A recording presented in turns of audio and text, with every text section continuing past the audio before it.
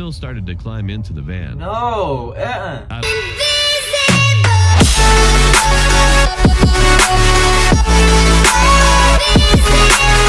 Yo, what's going on, guys? It's Chance here, back again with another amazing video. And today we are going to be doing something a little different. We are doing a reacting video.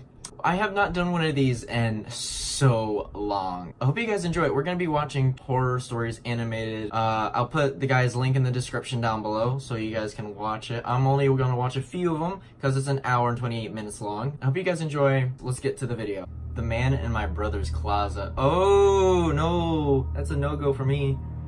This happened 2 months ago in January of 2019.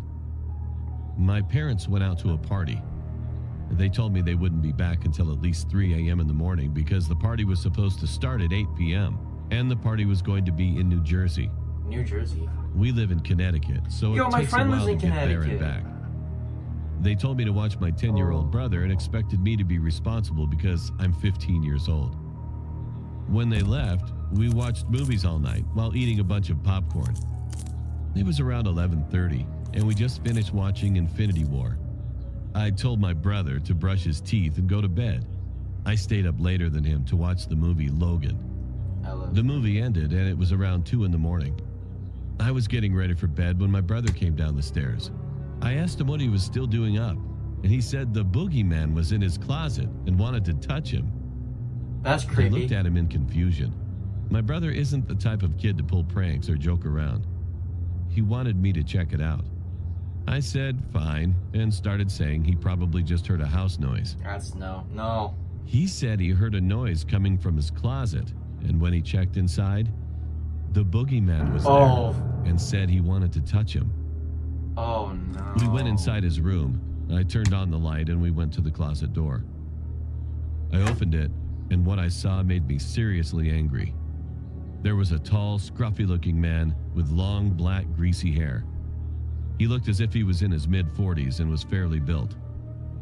I was pissed off when I saw this creep watching my 10-year-old brother sleep, and I figured out what my brother meant when he said the boogeyman wanted to touch him. I was so pissed off. I punched his throat. He dropped to the floor gasping for air, but I stepped on his face as hard as I could at least 6 times. He was covered in blood and was having trouble breathing. I grabbed my brother and ran into the bathroom, locking the door and calling the cops. Then I called my parents. My parents freaked out. In about 10 minutes, the cops showed up and searched the bedroom. He wasn't in there. They searched the house. He wasn't anywhere to be found. Oh no. I gave them a good description of his appearance, and an officer even stayed at our house until sunrise. A week later, I was informed that the same guy was caught and arrested for raping an 11-year-old boy and murdering his parents. Oh no. It turns out he had raped multiple children before and even murdered some of them and their parents. He was 47 years old and received a death sentence. If my brother never came downstairs to tell me what happened, then I fear the worst could have happened to him. And I'm extremely thankful that didn't happen. That is terrible. I hate people like that. Oh, I gotta be chill. Oh, it sucks because that stuff is actually true. Well, this one is true made. Oh, okay, this is a true story. Oh. Oof. We used to have a maid from Indonesia. Oh, cool. And her name is Wati. Well, one night it was probably around 2 a.m. Everyone was sleeping. Suddenly, my brother and I heard my maid weeping. She was crying softly. Why? We thought she probably missed her family in Indonesia, so we just ignored her and went back to sleep. The next day, at the same time, around 2 a.m., she was weeping again. This went on and on for 3 months. Ooh. And we told our parents about it, and everyone had the same thought. She probably missed her family back home. One night at 9 p.m., my brothers and I were chilling in the living room. My maid was in the kitchen washing dishes. My dad was fixing the kitchen light, and suddenly my dad saw a shadow running around in the storage room. My dad thought it was one of us playing around, so my dad called out to my brother, "Can you please get the light bulb from the drawer?" but no one answered. Then my dad shouted, "Hey, can someone help me out and get the light bulb for me?" Both of us ran towards my dad from the living room, which is on the opposite side of the storage room. My dad then got confused and asked us why we came from the living room. We got goosebumps and walked into the storage room. Why would you go in there, dude? We switched the lights on and saw that there was no one there. However, we saw the maid shaking. She looked at us, then started weeping again. My dad asked, "Who was that and why are you weeping?" My maid then explained that it was her guardian from Indonesia. My dad asked her to call him out and he was going to call the police. But my maid stated that it was not a human, but a spirit that was summoned to protect her. After that, my dad brought us to a nearby hotel for the night and hired a spiritual hunter to chase the spirit away. Following that incident, we no longer heard the maid weeping, and she was sent back to Indonesia 3 days after the incident. These are true stories too, so that's another creepy part about these things. Oh well, this one is, I was haunted by my baby cousin. That was weird. Let's watch. When I was around 5 or 6 years old, I experienced something that I can't really explain. Oh, that's everyone. I just came home from school one day and I decided I would play with my toy cars. When I opened the door to my room, I saw that all my cars were disorganized. I freaked out. I have OCD, and so that's why I freaked out. Oh. I then accused my mom of messing with my toys, but she swore she never touched them. Your mother. I let it go. Don't be mad at your mama. That night, I was asleep, and my dad was still up. He saw a kid go into the bathroom, and he thought it was me. He yelled, "Go back to bed." My mom thought he was crazy, especially since I was fully asleep. When my parents went to my room to check on me, I was knocked out on my bed. My dad went to sleep, and my mom did too. The next day, however, my mom had a creepy experience. She was walking down the hall with my laundry and she was knocked over by someone. The crazy part is I was in school and my dad was at work. She was supposed to be alone in the house. She picked up the laundry that fell and placed them on my bed. After she left my room, however, she saw a picture lying on the floor. Oh. She picked it up and then fainted. I came home and saw her passed out on the floor. I got scared because I thought my mom was dead. She woke up only to start crying. She told me that she saw my baby cousin. Oh. I said, "So what?" But then she said, "Son, your cousin is dead." Turns out he was killed in an accident before I was born. Nothing else has happened since that day, but I'm convinced that those experiences won't be the last. Okay, that one wasn't even that creepy, but that was just weird.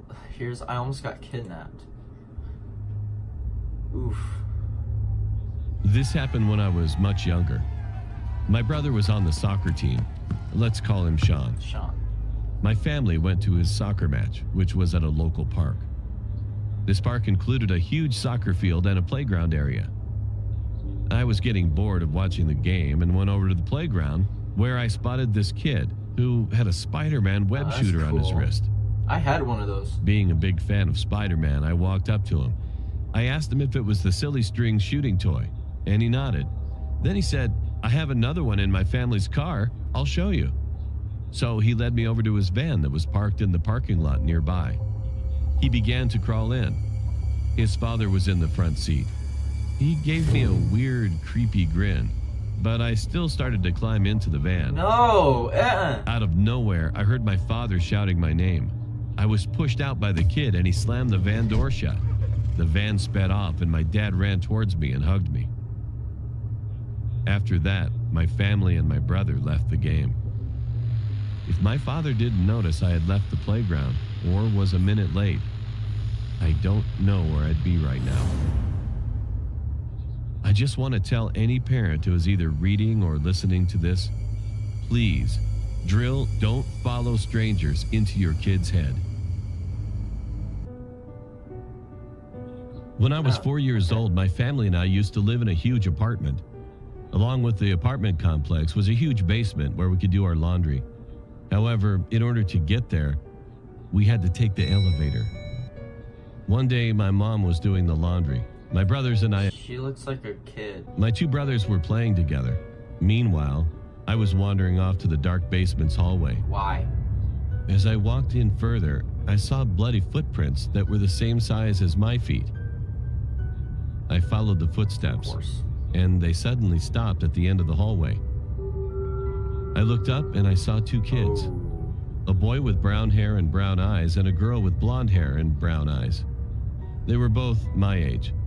There was something odd about them, but like any other 5-year-old, I just ignored it.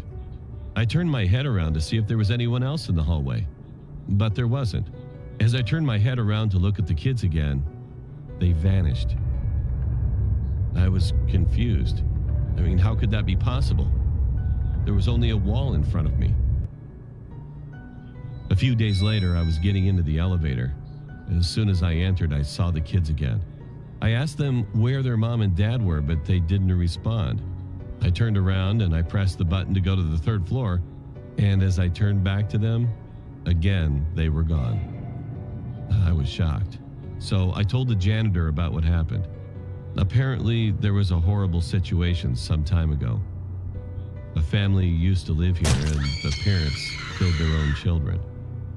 Now their ghosts haunt the whole complex in search for their bodies. Several years have passed and we moved out, but I still wonder if they ever ended up finding their bodies. Scary true story about Bloody Mary. Okay? Funny story. When I was a kid, me and my friends, we didn't believe in that stuff. We decided to turn off the lights, do all the Bloody Mary stuff. Bad idea. Saw something. Don't mess with it. Alright? Just telling you that. It's up to you guys if you want to believe me, but can't forget that. One day, I was on my way back from a school party. I was with my friends, but please keep in mind I was only 20 years old. We were drunk, so we really didn't know where our Uber driver was taking us. He took us through this road called Sonol in California, and everyone in the car knew this road had a very upsetting story behind it. Why would you go down that road? We didn't care, since we were all drunk and it was 3 a.m. We just wanted to go home. At what seemed like the end of the ride, the driver stopped at the side of the road and let in this girl. She sat in the back seat of the car. So cute. She claimed her name was Mary. Oh. All of our hearts dropped when we saw she had a dress on. It was a white dress. She also claimed that her husband dumped her on her wedding night. Oh. She said she was trying to find a ride for 3 hours, but she couldn't since it was too dark outside. When I got a good look at her, I was shaking because she was tearing up blood. I whispered to my good friend Dominic. I told him about the Bloody Mary story. I told him that it took place on this very road and that the girl might be a ghost. Right as I finished that sentence, she looked at me through the rearview mirror with her bright white eyes and asked us if we were talking about her. My heart dropped once again. We asked the guy to pull over, but he insisted on dropping us off at our location.